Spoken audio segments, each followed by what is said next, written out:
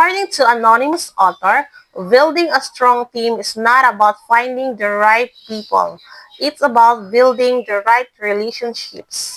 Good day, everyone, most especially to our professor, Dr. Clear Macabalang, and this course EM215 Management in Organizational Behavior. I am your presenter, Almira C. Mendoza, and my assigned topic is all about leading teams, establishing norms, and expectations. So before we will proceed, so what are your expectations about this topic? So at the end of this topic, we will be able to understand the importance of establishing clear team norms and expectations, gain a practical understanding of how to identify, define, and implement effective team norms, and lastly is to develop the skills to facilitate productive discussions about team norms with your teams or soon to be your teams. So then let's proceed to defining team norms. So when we talk about norms, what does it mean or what comes first in your mind when you hear the word norms? So when we see norms, so these are unwritten rules or expectations for behavior within a particular society or group. So these norms guide how people interact, behave, and make decisions in various situations. So all of us follow norms in our everyday work, especially that most of us here is a teacher. So this is very or actually very common to us. So in order to maintain efficient and communication with our colleagues and school head or principal, we must follow the norms para maging smooth at maganda ang takbo ng trabaho natin. So it only means that may mga pamantayan at tamang proseso tayong dapat sundin. Kaya minsan, kailangang ilagay sa tabi or isang tabi ang personal na kagustuhan or personal na interest para sa ikakabuti ng lahat. And that's what we called professionalism. So, in defining team norms, there are two important matters that we must consider. So, the clear expectations and shared understanding. So, when we say clear expectations, so team norms are guidelines for how members interact and behave within the group. They set expectations for communications, decision-making, and conflict resolution. So, when we say clear expectation, so this emphasizes the importance of clear goals and objectives. So, ang ibig pong sabihin nito is dapat clear or malinaw ang target para klaro sa lahat. So, like for example, so in school, si principal magpapatawag ng meeting sa mga teachers. So, dapat clear ang announcement like na-state kung kailan, saan, at anong mga dapat ihahanda para sa meeting para to avoid confusion sa part ng teachers. Then, when we see shared understanding, so well-defined norms help ensure everyone understands the expectations and responsibilities of each team member, reducing confusion and misunderstandings. So, in shared understanding, kumbaga dapat ang alam ng isa ay dapat alam din ng lahat. So, mahalaga ang shared understanding sa anumang grupo, lalo na sa mga team na nagtutulungan para sa isang proyekto o layunin. Kasi kapag lahat ay may parehong kaalaman at pagkakaunawaan, mas madali silang magtulungan, maiwasan ang mga hindi pagkakaunawaan at makamit ang layunin ng buong team or ng buong organizations. Then, let's proceed to why norms matter. So, why norms is important? So, norms is essential for creating a sense of order, shared understanding, belonging, and adaptability within groups. These are the invisible rules that guide our behavior and help us navigate the complexities of social interactions. So, it only means that ang pagsunod sa mga norms ay pagpapakita ng paggalang sa mga tao at sa kanilang mga kaugalian at nakakatulong ito para sa pagpapanatili ng kaayusan at kapayapaan sa pakikisama o pakikipagkapwa. So, why norms matter? So, it is important in order to, first and foremost, is to build trust. The second one is to improve collaboration. And lastly is to increase productivity. So, how norms build trust? So, norms promote open communication, respect, and transparency, fostering trust among team members. So, it only means na kapag ang isang tao ay sumusunod sa norms, nagkakaroon sila ng pakiramdam ng seguridad at predictability na magbibigay daan sa kanila na magtiwala sa isa't isa. So, kumbaga, walang trust issue sa kasamaan or sa isa't isa. The next is how norms improve collaboration. So when team members know how to interact effectively, they can work together more efficiently, leading to better outcomes. So it means that norms play a critical role in improving collaboration by creating a shared framework for interaction, promoting trust and respect, and fostering a sense of unity and belonging. So, kapag marunong kang makisama, mas madali kang makipag-usap at makipagtulungan sa iba. Mas maganda ang daloy ng komunikasyon at mas madaling magkaunawaan. Then, how norm improve or increase productivity? Clear norms streamline processes and minimize conflicts, allowing teams to focus on achieving their goals. So sa madaling salita, ang mga norms ay parang mga invisible hands na nagtutulak sa mga tao na magtrabaho ng mas mahusay at mas epektibo.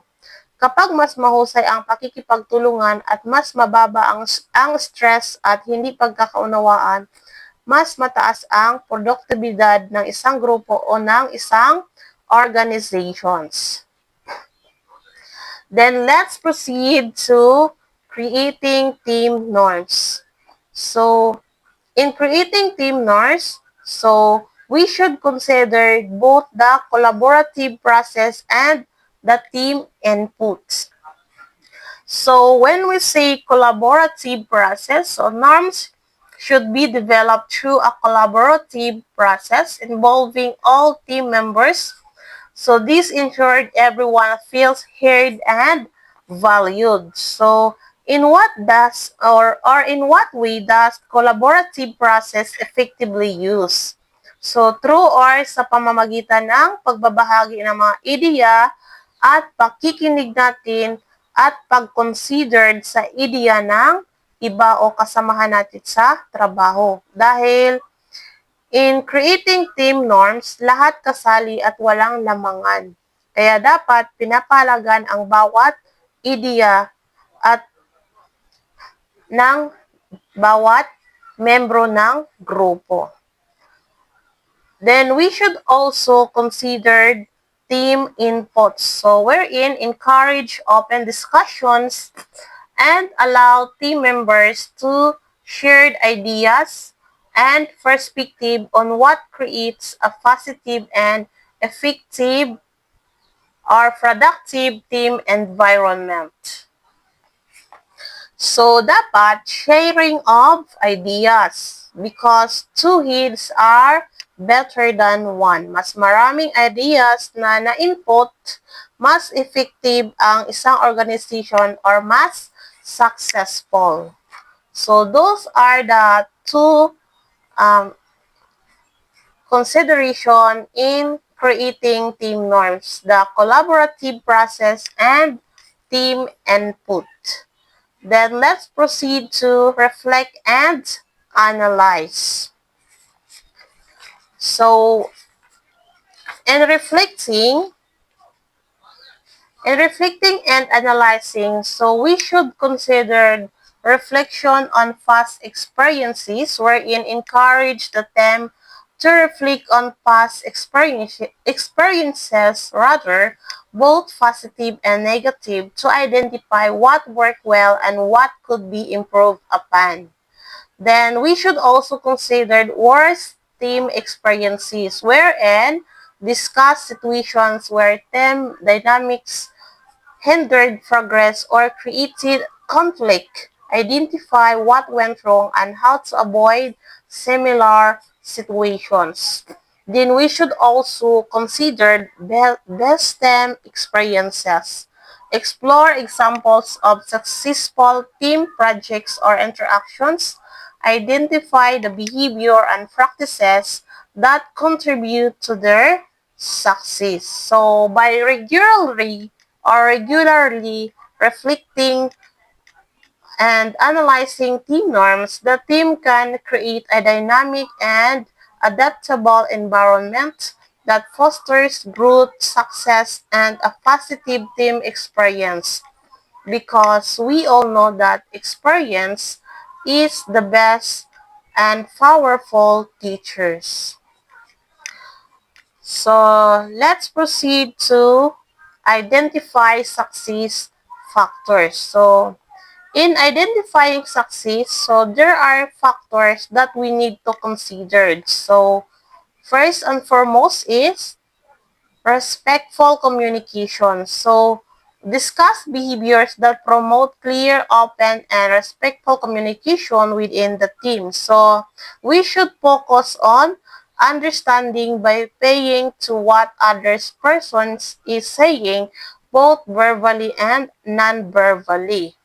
Then, active listening, identify behaviors that demonstrate active listening, including paying attention, asking clarifying questions, and showing empathy. So, dapat good listener din tayo at hindi lang tayo good speaker. Then, share decision making. So, consider practices that encourage team members to contribute to decision making processes and feel included in the process. So, encourage everyone na mag-share ng opinion, idea, or suggestions para sa ikakabuti ng buong team or para sa ikakasuccess ng buong team. Then, constructive feedback. Discuss how to give and receive constructive feedback in a positive and productive manner. So, dapat marunong din tayong tumanggap ng mga negative and positive feedback. So, hindi lang dapat positive feedback yung kaya nating tanggapin or kaya nating i-take. Dapat i-take din natin yung negative feedback.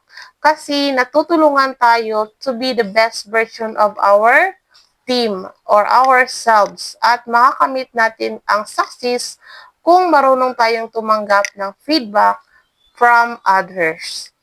Then ownership and accountability. Explore behaviors that foster a sense of ownership and accountability among team members for the rules and responsibilities. So, ownership and accountability go hand in hand and they create a cycle of empowerment, responsibility, and growth that benefits individuals, teams, and organizations as a whole. Then let's proceed to agree on team norms. So agreeing in team norms is a crucial step in building a cohesive and productive team. So that's why we should consider open discussions wherein facilitating a group discussion, allowing all team members to voice their opinions and suggestions. Then we should also consider collaborative agreement, reaching a consensus on 10 norms that are acceptable to all members, ensuring everyone feels represented and valued. So, as a conclusion, effective team leadership depends upon on establishing clear norms and expectations, By collaboratively defining these, leaders foster a culture of accountability, trust, and shared purpose, ultimately driving team performance and success. And that's the end of my presentation. Thank you and God bless us all.